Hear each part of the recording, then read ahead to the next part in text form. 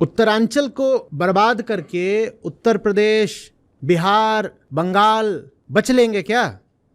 क्यों नहीं बचेंगे? एक छोटा सा नाम है गंगा। आपने गंगोत्री का जो हाल कर दिया है, उसके बाद ये आवश्यक नहीं है कि बाढ़ ही आए। जब ग्लेशियर नहीं रहेगा तो गंगा जी कहां से रहेंगी? और वो बन गया है पर्यटन स्थल। और पर्यटन का मतलब ही होता है भोगना। वहां जा किस लिए रहा हूं? पैसा वसूलने के लिए। काहे कि जाना महंगा होता है भाई। तो वहां जाएंगे तो पूरा वसूल के आएंगे। और वसूलने का मतलब ही होता है कि पर्वत का बलात्कार करके आएंगे पूरा। गवार किस्म का टूरिज्म।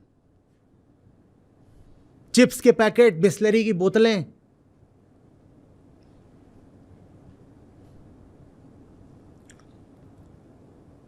कितने ही झरने, वहां तो हर 200 मीटर पे कोई झरना होता है, खासतौर पे बरसाती झरना।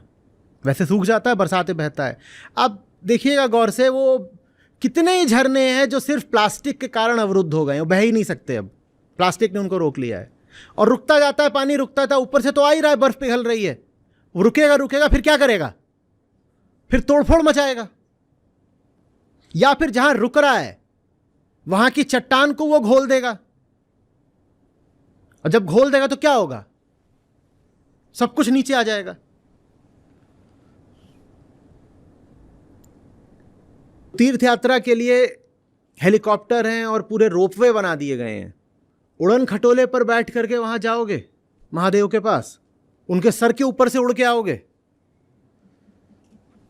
तीर्थ वहां स्थापित किया गया था, किसी वजह से स्थापित किया गया था ना, कि जा सकते हो अगर तो पैरों पर चल के जाओ।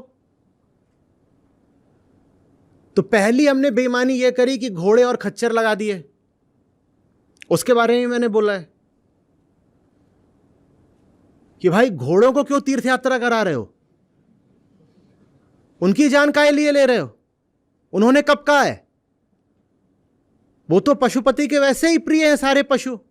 उन्हें ये करना ही नहीं है कि दिन में 3 बार ऊपर 3 बार नीचे तुम उनको मारे डाल रहे हो, लाशें पड़ी रहती हैं।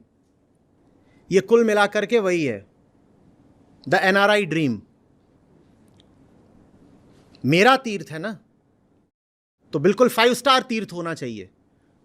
खट से गाड़ी निकले दिल्ली से और खट से जाकर के सीधे केदारनाथ में खड़ी हो जाए। साए साए साए साए।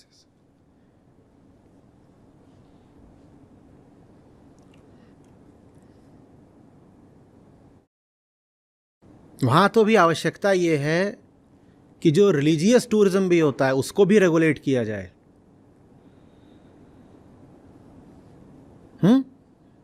कौन सा ये सब के सब वहां पर जा रहे हैं महादेव के प्रेम में।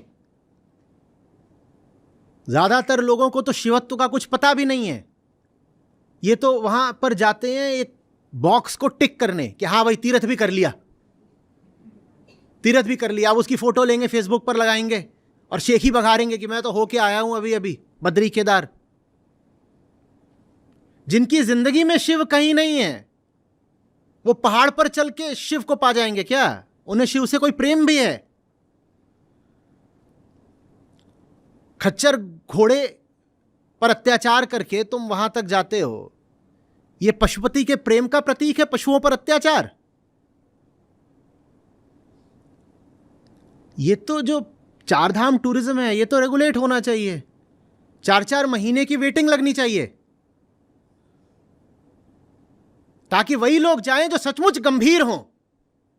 ऐसे नहीं कि किसी का भी मुंह उठाया और बोला चलो डार्लिंग हनीमून मनाने ऊपर चलते पहाड़ों पर, इधर गर्मी बहुत हो रही है, क्लाइमेट चेंज हो गया है, 4 डिग्री औसत से ज्यादा तापमान है दिल्ली में, चलो केदारनाथ चलते हैं, मजा आएगा।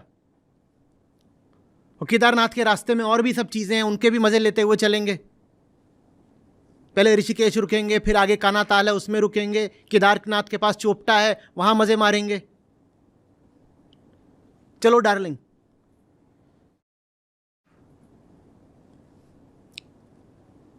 चार 6 महीने की वेटिंग लगे और एकदम सीमित संख्या में वाहनों को जाने दिया जाए।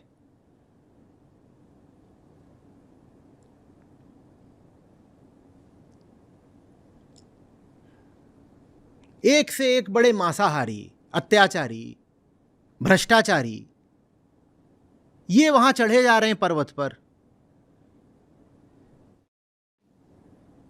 इनके पाप नहीं साफ होंगे पर्वत पे चढ़ के, हां पर्वत जरूर गंदा हो जाएगा इनके चढ़ने से।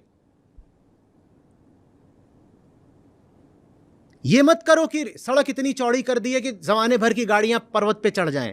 सड़क तो और पतली रखो ताकि वही जाएं जो सचमुच जाने लायक हैं, जिनमें इतना संयम है, इतनी पात्रता है और इतना प्रेम है कि वो कहेंगे कि हम इंतजार करेंगे, मेरा नंबर 6 महीने बाद भी आएगा, मैं तो भी प्रतीक्षा करूंगा, मैं तब जाऊंगा।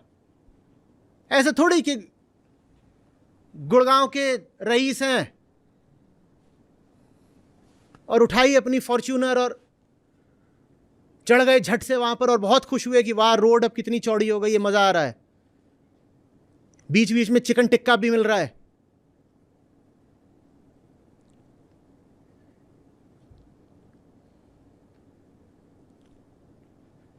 गलत बोल रहा हूं तो बताइए।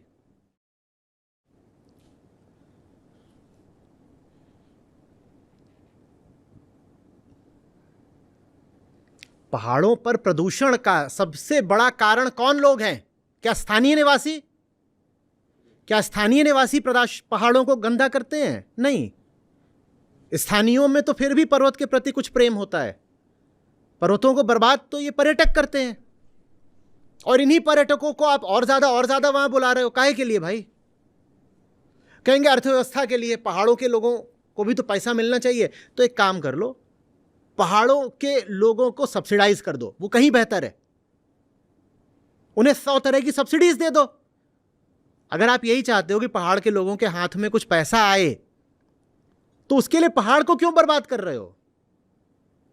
पहाड़ के लोगों को सब्सिडी दो, बहुत अच्छी बात है, पूरा देश तैयार हो जाएगा।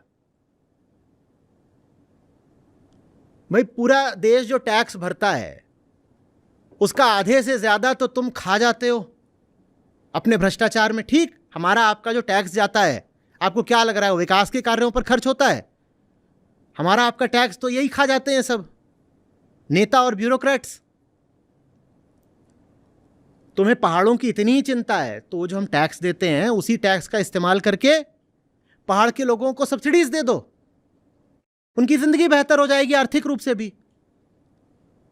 लेकिन पहाड़ क्यों बर्बाद कर रहे हो? ये इतनी अजीब बात है। एक विदेशी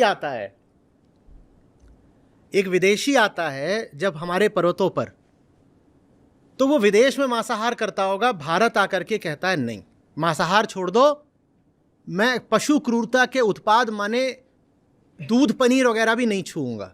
ये विदेशियों का हाल रहता है। वो यहां पे साधारण कपड़े पहन के घूमते हैं, अपने देश वाले नहीं। वहीं ऋषिकेश से एक 200-400 रुपए का कुर्ता खरीद लेंगे, वही डाल लेंगे और वही पहन के अपना घूम रहे हैं, एक फटी चप्पल में अपना वो मजे कर रहे हैं। और जब देसी आदमी पहाड़ों पर जाता है तो वहां बकरा चबाता है। वो कहता है हम पहाड़ पे आए किस लिए हैं? बियर और बारबेक्यू। विदेशी मांसाहारी है पर वो पहाड़ पर आकर हो जाता है शाकाहारी, और देसी अपने घर में भले शाकाहारी होगा लेकिन पहाड़ पे चलकर हो जाता है बलात्कारी, एकदम पूर्ण मांसाहारी। ये हमारी महान संस्कृति है, और वो इसलिए क्योंकि संस्कृति में अध्यात्म कहीं नहीं है, बस संस्कृति भर है। मिट्ठू बोलो राम राम, तो मिट्ठू राम राम बोल रहा है। तोता रटन संस्कृति। संतों ने इतना समझाया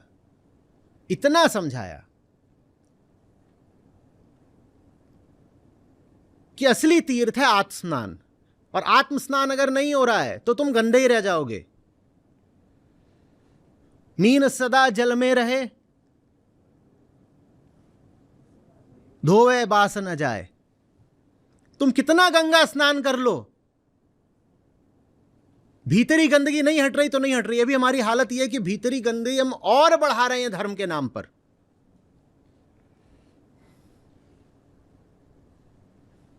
और गंगा जी हमें क्या साफ करेंगी? हमने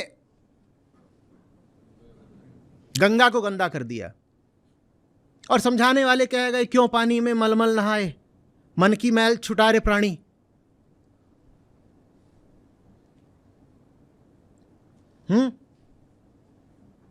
गंगा गयो ते मुक्ति नाही, 100 गोते खाइए।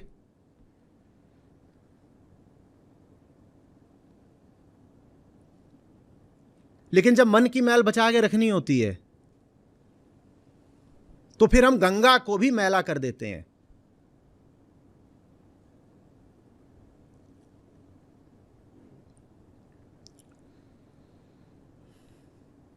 और जब भीतर जानवर बैठा होता है ना, तो हम पहाड़ों के जंगलों के सारे जानवर काट डालते हैं।